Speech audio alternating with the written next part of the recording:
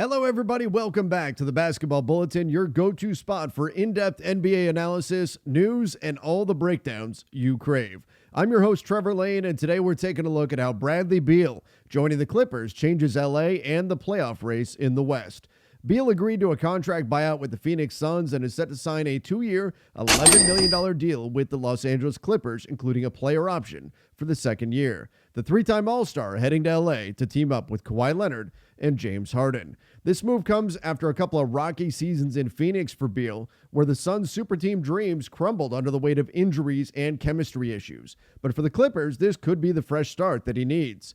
In this episode, we're diving deep into what Beal brings to the Clippers, how he fits into their roster, and more importantly, how this shifts the balance of power in an already stacked Western Conference. If you're a Clippers supporter dreaming of that elusive championship run, or just love seeing the West get even more competitive, stick around. We've got stats, breakdowns, and the predictions coming your way. Don't forget to like, comment, and subscribe. Just hit that notification bell so you never miss an update. Let's go.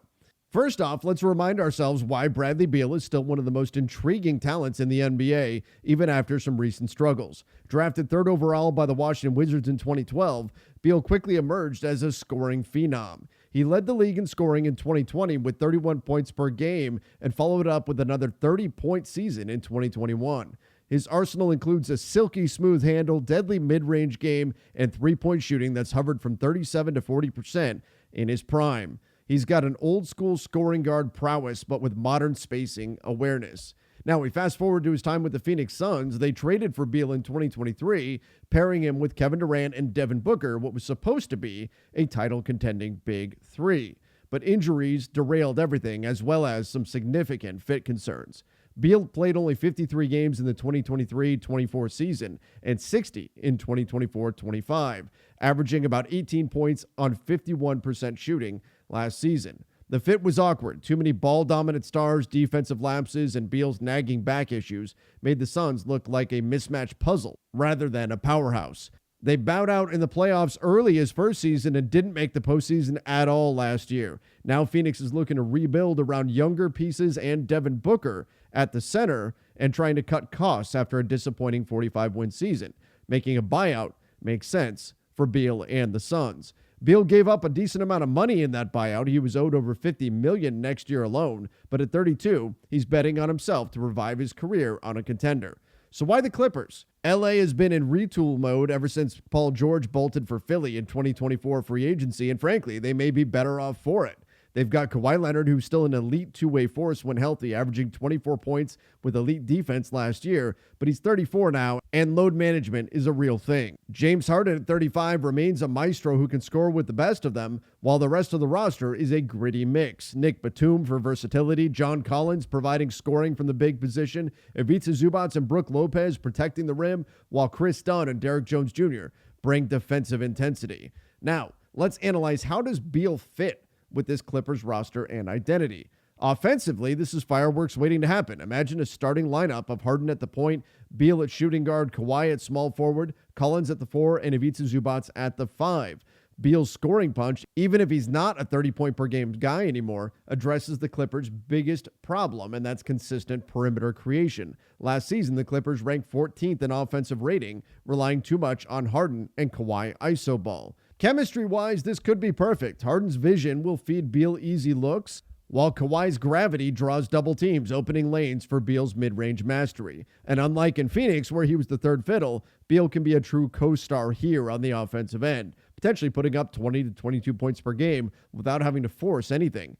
Defensively, it's a bit trickier. Beal's never been elite on that end, and he's undersized at 6'4" for trying to defend bigger wings. But Clippers coach Ty Lue is a defensive genius, and with Chris Dunn as a perimeter lockdown backup, Jones providing athletic switchability, and Kawhi's all-world defense, they may be able to hide Beal on weaker threats.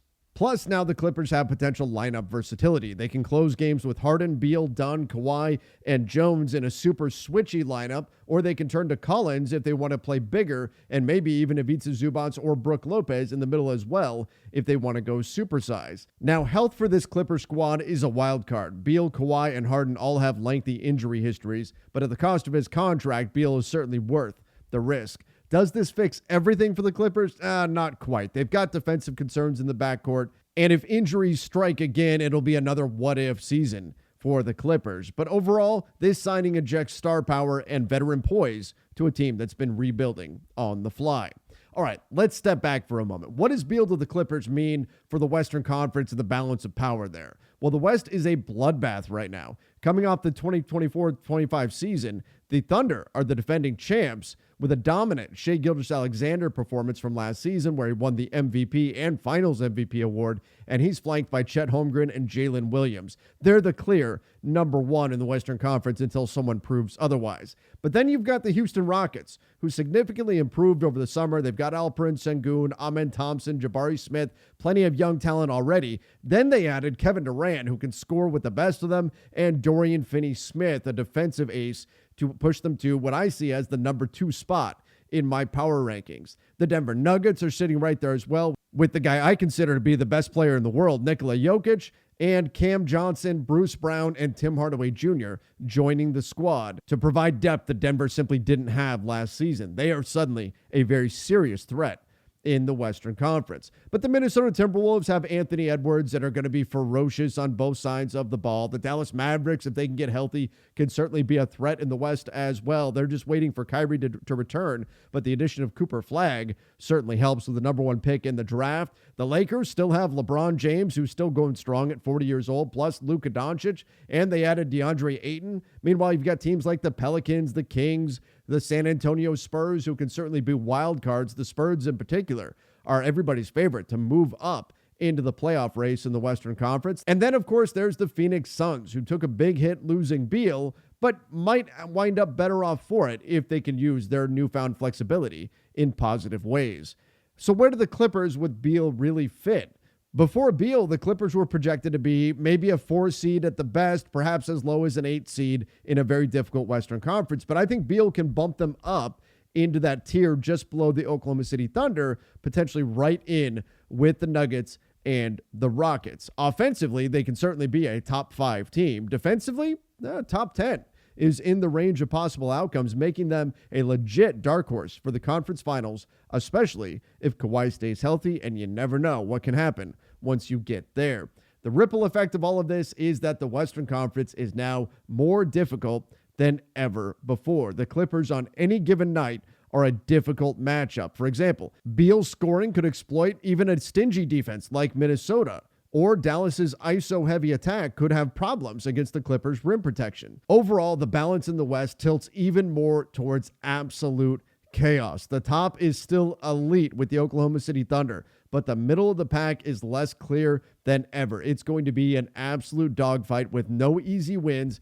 Every night is going to be an absolute battle. Will this push LA over the hump? Well, in the playoffs, experience does matter, and Beal has that, but plenty of risks remain. Age, injury, chemistry, and more. This signing screams win now for a franchise star for a title. They've effectively got a 2-year window now with Kawhi Leonard, James Harden, and Bradley Beal to make a run. So there you have it.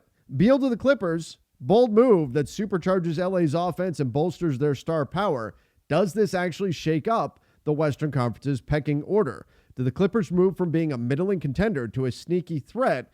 And could this be the move that finally delivers for Kawhi and company? What do you think? Does Beal make the Clippers a contender, or is the West simply too deep? Drop your takes in the comments below. If you enjoyed this breakdown, smash the like button, subscribe for more NBA insight, and share with all your basketball buddies. Until next time, see ya and stay safe.